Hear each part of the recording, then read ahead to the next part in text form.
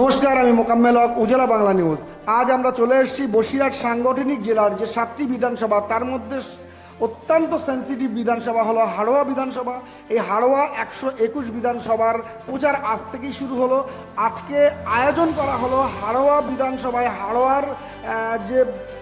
হাড়োয়ার যে পার্শ্ববর্তী primary school, মূল যে হাড়োয়া যে মোড়, সেই হাড়োয়া বেসিক্যালি ধর্মতলা মোড়ের যে পার্শ্ববর্তী প্রাইমারি স্কুলের মাঠ প্রাঙ্গণে কর্মী সভার আয়োজন করা হয় হাড়োয়া বিধানসভার তৃণমূল কংগ্রেসের নেতৃত্বে। তো এই যে কর্মী সভায় লক্ষ্য করা যায় যে বসিরহাট সাংগঠনিক জেলার যিনি সভাপতি বুরহানুল মুকাদ্দিম লিটন মহাশয়, তিনি উপস্থিত ছিলেন। তার পাশাপাশি বসিরহাট যুব তৃণমূল কংগ্রেসের সভাপতি শ্রমিক রায় মহাশয়, তিনি উপস্থিত ছিলেন। তার পাশাপাশি এটাও দেখা যায় যে বসিরহাট সাংগঠনিক জেলার ছাত্র তৃণমূল কংগ্রেসের সভাপতি রিকি মহাশয়, তিনি উপস্থিত ছিলেন। তার পাশাপাশি শুধু তাই নয়, হাড়োয়া বিধানসভার টোটাল তৃণমূল কংগ্রেসের নেতৃত্ব, তাদের উপস্থিতি এখানে লক্ষ্য করা যায়। শুধু তাই নয়, তার পাশাপাশি হাড়োয়া বিধানসভার মধ্যে টোটাল 13টি পঞ্চায়েতের অঞ্চল সভাপতি, তাদের উপস্থিতি লক্ষ্য করা যায়। তার পাশাপাশি হাড়োয়া বিধানসভার যে 13টি পঞ্চায়েতের যতগুলো বুথ আছে, সমস্ত বুথের বুথ সভাপতি থেকে শুরু করে ও তৃণমূল কংগ্রেসের একনিষ্ঠ অ্যাক্টিভ কর্মী যারা, তাদের উপস্থিতি লক্ষ্য করা যায়। শুধু তাই নয়, তার পাশাপাশি এটাও দেখা যায় যে এই যে মাঠ, এই যে প্রাইমারি স্কুলের পার্শ্ববর্তী যে মাঠ প্রাঙ্গণ, যেখানে এই সভাটি আয়োজন করা হয় কর্মী সভা, এই সবাই মাঠের কানায় কানায় লোক ভর্তি ছিল। এখানে চোখে পড়ার মতো ভিড়, উপচে পড়া ভিড় তৃণমূল কংগ্রেসের কর্মীদের। শুধু তাই নয়, তৃণমূল কংগ্রেসের যে মনোনীত প্রার্থী, যে হাড়োয়া বিধানসভার যে মনোনীত প্রার্থী মুফতি আব্দুল মাতিন সাহেব, তিনি অরাজনৈতিক, তিনি কোনো রাজনীতির সঙ্গে যুক্ত ছিলেন না, একদম নূতন মুখ, বড় চমক একটি। কিন্তু তার একটা পরিচয় একটা আলাদা আছে। তিনি যেহেতু সংখ্যালঘু সম্প্রদায়, মানে মুসলিম সম্প্রদায়ের, তিনি আলাদা একটা সংগঠনের সঙ্গে যুক্ত ছিলেন, যে সংগঠনটা হলো অল ইন্ডিয়া সুন্নতুল জামাতের তিনি সম্পাদক ছিলেন। সেই জায়গায় দাঁড়িয়ে তিনি যে একটা মানুষের পাশে থাকেন, দুস্থ মানুষের পাশে থাকেন, অসহায় মানুষের পাশে থাকেন, পূর্বেই অনেক তার হিস্ট্রি বা তার ঘটনা আমরা জানি। শুধু তাই নয়, তিনি একটা জনপ্রিয় মুখ। যেহেতু বসিরহাট সাংগঠনিক জেলার বসিরহাট সাব ডিভিশনে তাকে এক নামে সবাই চেনে। যেহেতু সেই জায়গায় দাঁড়িয়ে আজকে এটা লক্ষ্য করা যাচ্ছে যে হাড়োয়া বিধানসভার অন্তর্গত যতগুলো পঞ্চায়েত আছে, যতগুলো ব্লক আছে, সমস্ত ব্লকের ব্লক সভাপতি থেকে শুরু করে সমস্ত নেতৃত্ব একই ময়দানে। এটা একটা খুব ভালো একটা দিক তৃণমূল কংগ্রেসের দিকে। যেহেতু হাড়োয়া বিধানসভা নিয়ে একটা মন্তব্য চলছিল, জল্পনা চলছিল প্রার্থী ঘোষণা হওয়ার আগ পর্যন্ত, প্রার্থী ঘোষণা হওয়ার পর থেকে এই কর্মী সভা থেকে সমস্ত নেতৃত্ব, যাদের মধ্যে একটু মতবিরোধ ছিল, সমস্ত নেতৃত্ব এই ময়দান থেকে, এই যে কর্মী সভার যে ময়দান, সেই ময়দান থেকে সবাই একটা এ বার্তা নিয়ে যান জেলা সভাপতির থেকে, যে সবাই একসঙ্গে কাজ করবে। মূল টার্গেট একটাই থাকবে, যে তৃণমূল কংগ্রেসের মনোনীত প্রার্থী মুফতি আব্দুল মাতিন সাহেবকে কীভাবে জেতানো যায়। শুধু তাই নয়, এর পূর্বে আমরা জানি যে হাড়োয়া বিধানসভা তৃণমূলের একটা শক্ত ঘাঁটি। সেই শক্ত ঘাঁটিকে নাড়ানোর জন্য বিরোধী যে দলগুলো আছে, রাজনৈতিক দলগুলো আছে, তার মধ্যে উল্লেখযোগ্য আইএসএফ। যেহেতু এটা সংখ্যালঘু এরিয়া, সেই জায়গায় দাঁড়িয়ে আইএসএফের একটা প্রভাব আসতে পারে। সেই জন্য আইএসএফের যে প্রতিষ্ঠাতা আব্বাস সিদ্দিকী সম্ভাব্য প্রার্থী হয়তো হাড়োয়া বিধানসভা তিনি হতে চলেছেন। সেই জায়গায় দাঁড়িয়ে কর্মী সভার আয়োজন করেছেন তৃণমূল কংগ্রেসের নেতৃত্ববৃন্দ। তো এই যে কর্মী সভা থেকে বসিরহাট সাংগঠনিক জেলার সভাপতি বুরহানুল মুকাদ্দিম লিটন মহাশয়, তিনি কি বলছেন সেটা আপনাদেরকে শোনানোর চেষ্টা করব। তার পাশাপাশি এই যে হাড়োয়া বিধানসভার যিনি প্রার্থী মুফতি আব্দুল মাতিন সাহেব, তিনি এই সভা থেকে কি বলেছেন সেটাও আপনাদেরকে শোনানোর চেষ্টা করব। শুধু তাই নয়, তার পাশাপাশি সমস্ত নেতৃত্ব ও সমস্ত কর্মীদের যে এখানে এই কর্মী সভায় যে মাঠের কানায় পর্যন্ত ভিড়, উপচে পড়া ভিড় লক্ষ্য করা গেছে, সেটাও আপনাদেরকে দেখানোর চেষ্টা করব। সর্বোপরি সর্বশেষ আপনাদেরকে এটা দেখাবো যে এই সভা শেষ হবার পর সাংবাদিকদের মুখোমুখি হয়ে বসিরহাট সাংগঠনিক জেলার সভাপতি বুরহানুল মুকাদ্দিম লিটন মহাশয় তিনি কি বলছেন সেটা আপনাদের শোনাবো।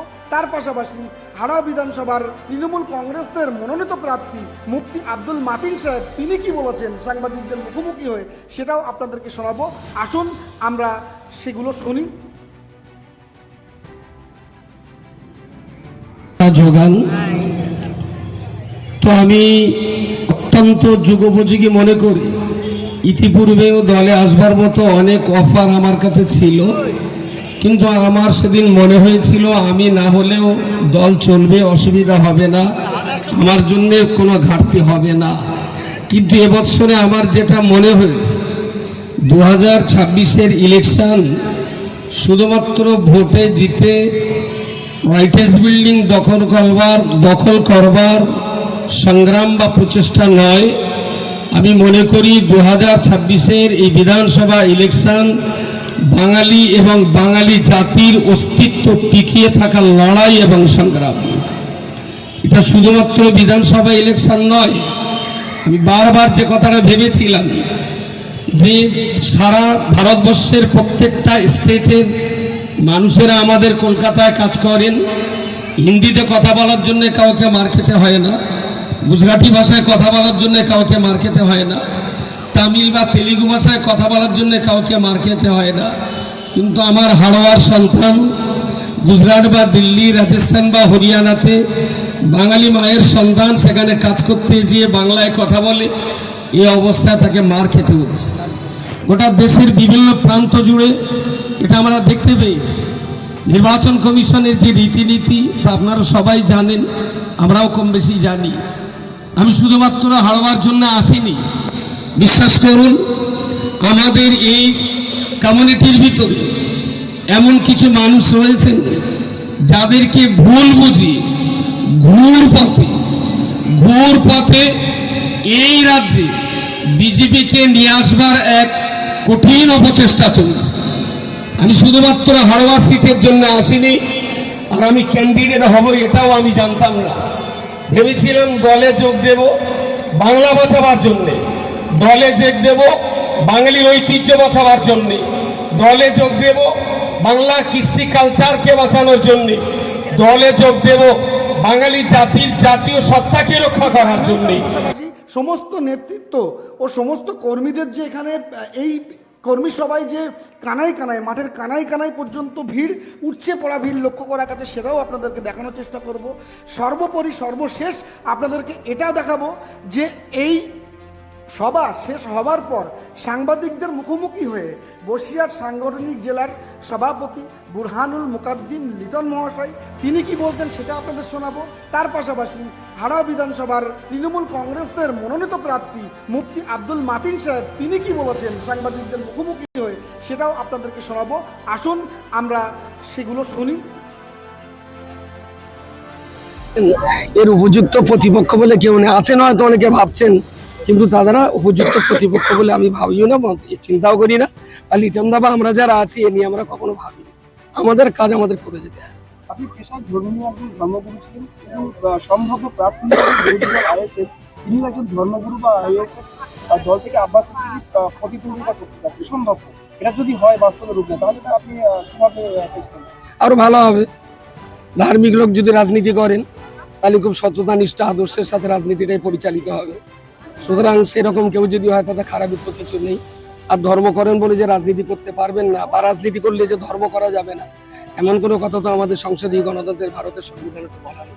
সুতরাং ধার্মিক ব্যক্তি পলিটিক্স করতেই পারেন, পলিটিক্স ব্যক্তি ধর্ম পালন করতেই পারেন, শর্ত একটাই হলো সততা নিষ্ঠার আদর্শ দিয়ে আমাকে সমস্যা হবে না আশা করি, কিন্তু মোটেই হওয়ার কথা নয়। আর হাড়োয়ার মাটিটাও তেমন না। শহরতলির আজকে জনসভা কি বলবেন এবং সেটার ব্যাপারে কতটা আশাবাদী? দেখুন, ফার্স্ট কথা বলি, জয়ের ব্যাপারে হাড়োয়ার মাটিতে দাঁড়িয়ে আমরা সুনিশ্চিত। আমাদের টার্গেট আছে, গতবার আমরা 1,31,000 ভোটের ব্যবধানে জয়লাভ করেছি, এবার মার্জিনটাকে আমাদেরকে 1.5 লক্ষে পৌঁছে দিতে হবে। ডাকা ছিল কর্মী সভা, বাস্তবে রূপ নিয়েছে জনসভা, এবং এটা হাড়োয়ার কাছে নতুন কোনো চিত্র নয়। যতবার নির্বাচন হয় এটাই হচ্ছে স্বাভাবিক, কর্মী সভা জনসভাতে পরিণত হয়। সুতরাং মর্নিং শোজ দ্য ডে, সকাল বলে দেবে দিন তেমন যায়। তো আজকের এই কর্মী সভা যেটা জনসভায় রূপ নিল সেটাই বলে দিচ্ছে আগামী দিন হাড়োয়ার রেজাল্ট কি হতে চলেছে, এটুকুই বলে। রাজনীতির আঙিনা একেবারে একটা নতুন মুখ।